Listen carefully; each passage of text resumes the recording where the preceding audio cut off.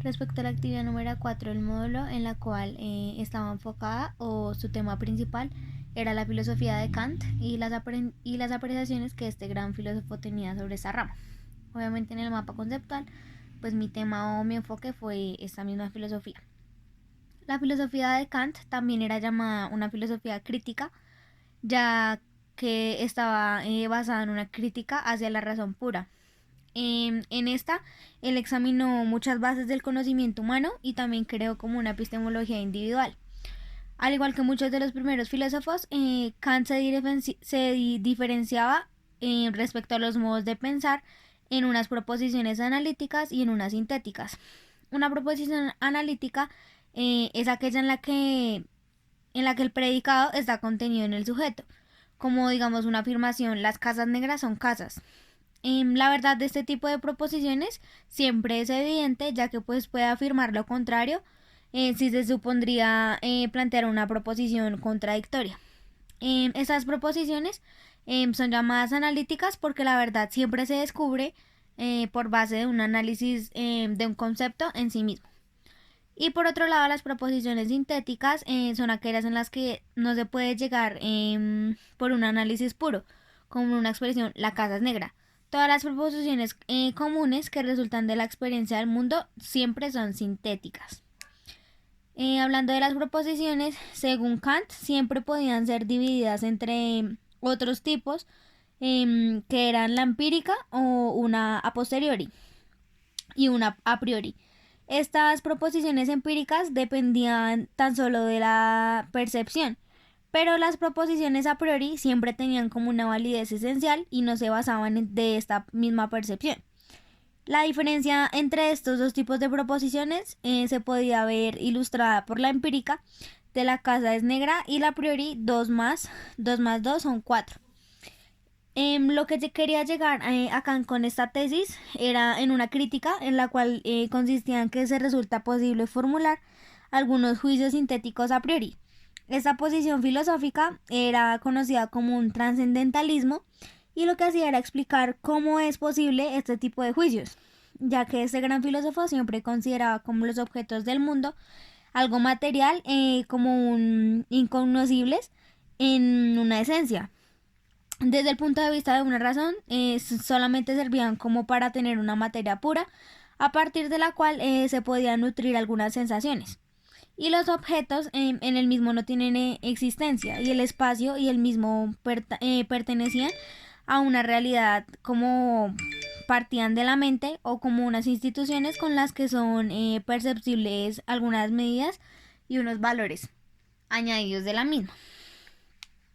Kant opinaba sobre la axiología de que lo ideal se caracterizaba no por ser realizado, sino por ser real. ¿Qué quería decir con esto? Que la explicación precisamente es clara, ya que mientras que lo real existe en alguna experiencia, es algo fáctico. Y lo ideal no existe como una experiencia, sino como un lugar en un pensamiento, como un guía o como un modelo de alguna experiencia. El mundo de las ideas, que es uno de los principales legados por los cuales se caracteriza Kant, no es una realidad física, sino es una realidad del pensamiento. Por ejemplo, la casa ideal y la casa real son muy diferentes.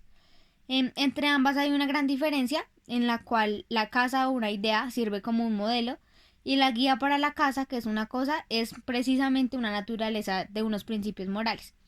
Estos principios morales son ideales, es decir, que son algunos modelos que nosotros debemos ajustar a nuestra conducta en el día a día. Y por eso decimos que el problema de la moralidad no es respecto a una realidad de nuestra conducta, ya que de hecho esta es real, sino que debe ser, por lo tanto, una razón práctica que se trate de algunos juicios de hecho, los cuales Kant llama imperativos categóricos. Y por segundo, si la base de la razón teórica es una experiencia, obviamente la de una razón práctica van a ser las ideas que son entendidas como unas reglas para contribuir o tener enfocada una experiencia en la cual hay muchos conceptos que son ideas, por nociones, por finalidades, en el caso de una conducta por llegar a algún fin, y la cual caracterizan un principio ideal o moral. Kant también arrojaba como un dualismo en el cual reinaban los fines y el valor de la distancia del rey en algunos juicios teóricos. También habla sobre mover o actuar el puro deber o la utilidad y la satisfacción de muchas de las cosas o de las personas. También tocaba temas como el subjetivismo y el objetivismo, en la cual tenía dos posturas distintas acerca de la naturaleza de los valores. La primera ubicaba el valor en un ámbito de fisiología y de psicología del individuo que la valoraba, mientras que en la segunda consideraba que la existencia independiente del sujeto estaba en contra de lo que dice en los valores que tienen que ver con los sentimientos y que solo dependían de lo que siente cada persona.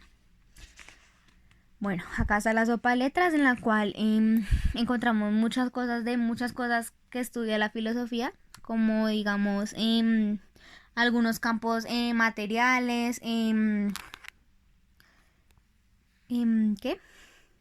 Algunas abreviaturas, símbolos, también nombres de satélites, de algunos pensamientos, de algunas normas, algunos términos esenciales para el comportamiento del ser humano, como lo es la familia, el respeto, entre otras.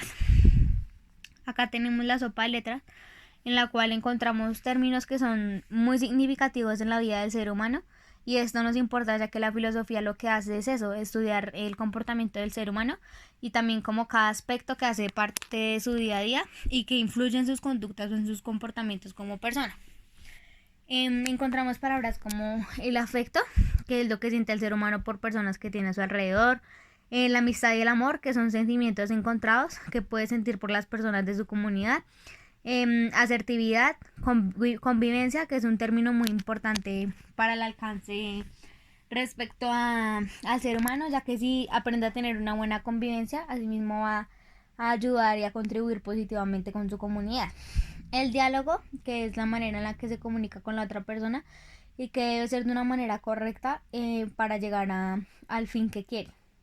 La dignidad, la disciplina y la equidad, que son fuertes valores que necesitamos y necesita el ser humano para poder cumplir todos sus objetivos con una finalidad exclusiva. La familia, que es como la base de todas las personas, como el fuerte de la misma y también de las sociedades. La justicia, la lealtad y la libertad, que son algunos de los valores que tenemos como personas, crear una paz y un respeto y también una responsabilidad con las personas que nos rodean y asimismo influir en ellos solo aspectos positivos y no contribuir a la mediocridad del ser humano con cosas negativas. La sinceridad, la tolerancia, que es algo que tiene que marcar mucho el ser humano, más que todo en el día a día, que por culpa de ser tan intolerantes, de tener tantas fallas como personas, ocasionamos más problemas en una comunidad y no estamos como adquiriendo un conocimiento realmente positivo, sino una mediocridad que lo único que hace es crear o sostener problemáticas en el mismo sitio. En este árbol relacionar algunos aspectos axiológicos positivos y negativos que usted adquirió durante todo el transcurso de su educación media. Bueno, entre los aspectos positivos, obviamente destacó el adquirir gran variedad de conocimiento de muchos aspectos y conocimientos en todas las materias, en cosas que me van a servir para mi vida, en cosas que me ayudan en el día a día, en cómo enfrentarme a una comunidad, cómo saber las problemáticas de algo, el investigar a fondo muchas cosas que quizás no hubiera aprendido si no hubiera pasado por todo este proceso.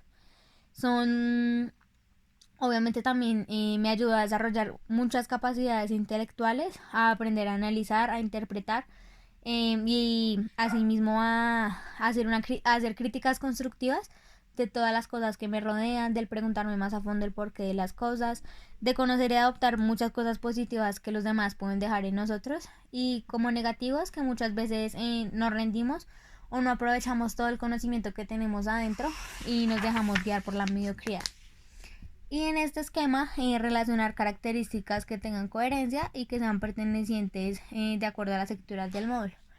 Yo utilicé muchos términos como lo es un conocimiento, una mente, una razón, un análisis, juicio sobre una filosofía o sobre un pensamiento que ya está establecido para asimismo compartir un conocimiento con los demás y crear como un debate de estos pensamientos y de las diferentes ideologías que tenemos todos como personas. Esto lo vamos a hacer con una ayuda de conceptos que son reales, con la moral, con muchas ideologías y enfrentando principalmente la realidad en la que vivimos.